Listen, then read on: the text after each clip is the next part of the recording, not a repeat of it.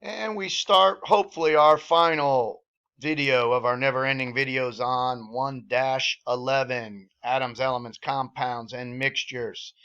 We've already discussed what compounds are. And we said that molecules, if a molecule is made up of two different types of atoms, two or more different types of atoms, it's a compound. But compounds do not have to be only molecules. A molecule is something like a water molecule, H2O, which can move around on its own, independent of other water molecules. Compounds can also form something where they're not able to move around freely wherever they want to go. And what I'm referring to here is the fact that compounds can also form crystal lattices. So there are two ways compounds can form. They can form molecules or they can form crystal lattices. A crystal lattice is a regularly repeating pattern of ions. Ions are charged atoms, and they're held together by the attraction of the negative ion to the positive ion. The way they get charged is by the transfer of electrons. As we mentioned, molecules tend to form when two atoms, nearby atoms, are sharing electrons. A crystal lattice, which is a salt crystal, forms when electrons are transferred rather than shared. And the transfer of an electron, which we already learned was negative, would create a charged atom, which we call ions. Let's take a look at how this would happen. In our little diagram right here, we have two atoms of chlorine joined up. Here's two atoms of chlorine joined up. Chlorine kind of can look like a yellowish or greenish colored gas. But there's two chlorine atoms joined up. Why are the chlorine atoms joined up? Because they're sharing electrons. Cl is part of Brinkelhoff. They are diatomic elements. Here I have some sodium atoms joined up to form solid sodium. If we add a flame to this, and this would be, we add a flame to this, and it wouldn't take really a whole flame to get it going. It doesn't take too much energy to get this going, really. These atoms begin to move faster. The sodium atoms begin to move faster, and these chlorine atoms in the flame could break apart. The chlorine molecules could break apart into the atoms. And these chlorine atoms would love to break apart and pull electrons off the sodium. The chlorine would love to rip an electron off, which is negative, off the sodium. Remember, electrons are negative. So if this chlorine right here rips an electron off that sodium, that chlorine becomes negative. We would call it a chloride ion. And this sodium that lost its negative thing would be left positive. And that would happen all the way throughout. So now we're seeing the chlorides are all negative. The sodiums have lost electrons to the nearby chlorines. They become positive. Positive, positive, like charges repel. Negative, positive, opposite charges attract. So we're going to end up having these ions line up. So now the positives are surrounded by the negatives, and the negatives are surrounded by the positives. The name for charged atoms is ion. The positive ions are called cations. The negative ions are called anions. Positive, the word cation has a plus sign in it. The word anion has a big N for negative in the middle of the word.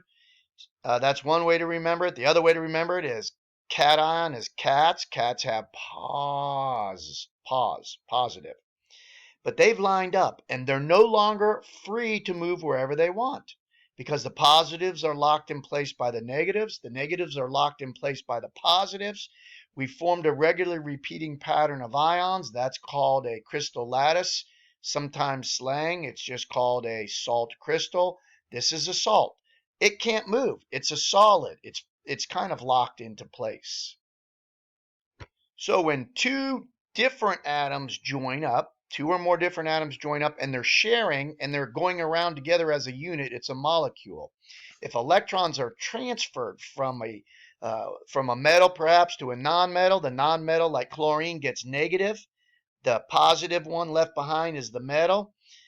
That's what forms the crystal lattice. They all line up because of their attraction to the oppositely charged one. But you can no longer tell who is with who. When you look at a salt crystal, you don't know if this positive one lost an electron to that chloride or that chloride. You can't tell who is with who. A molecule, you certainly can tell who is with who, or whom is with whom, whatever the correct way is.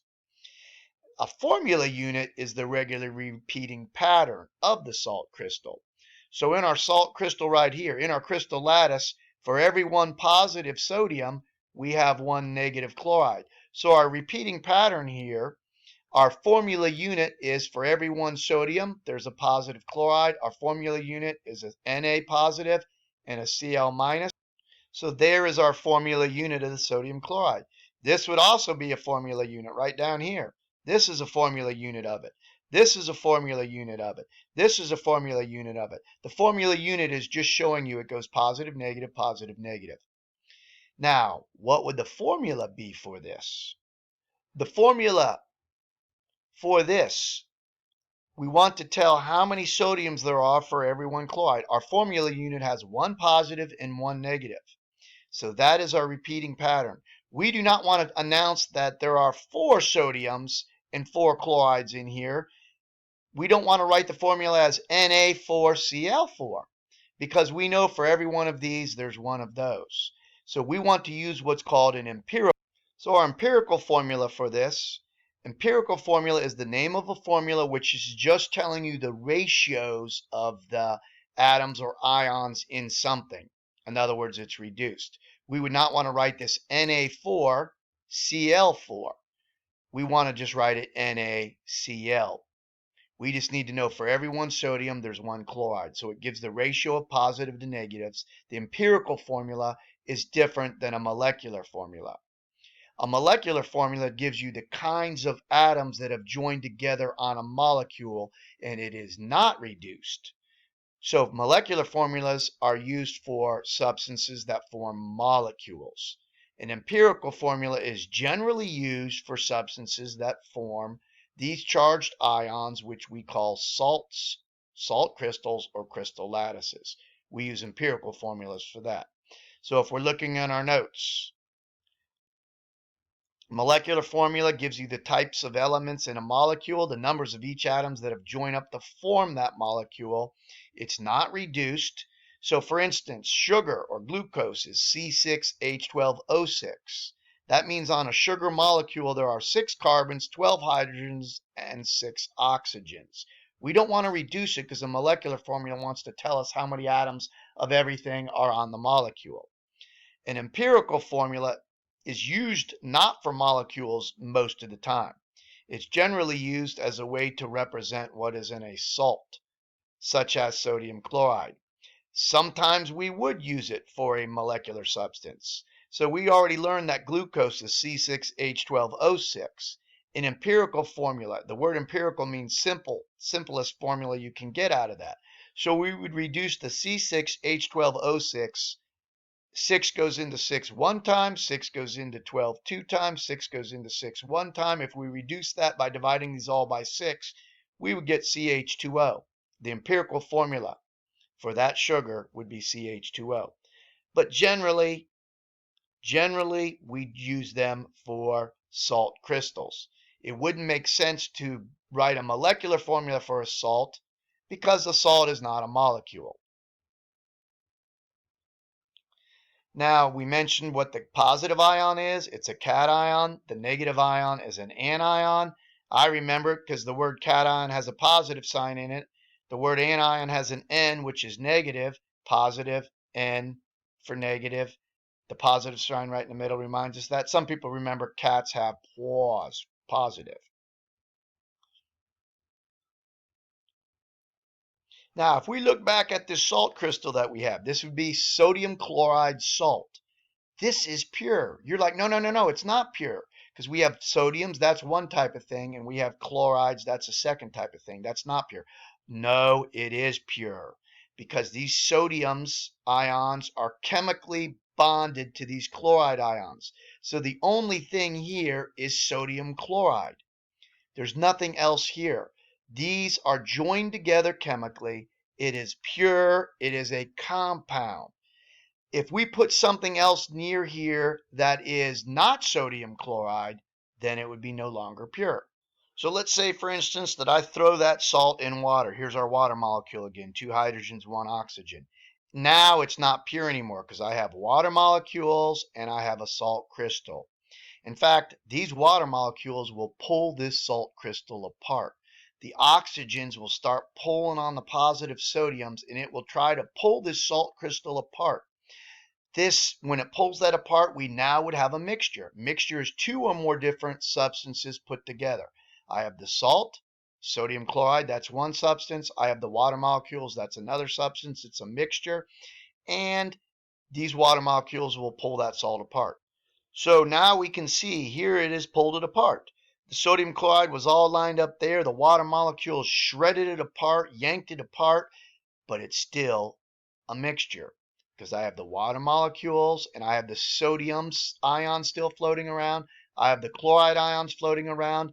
Mixtures are different than compounds. The only way you can break a compound apart is chemically. A mixture you can separate physically. I could add that heat energy to this.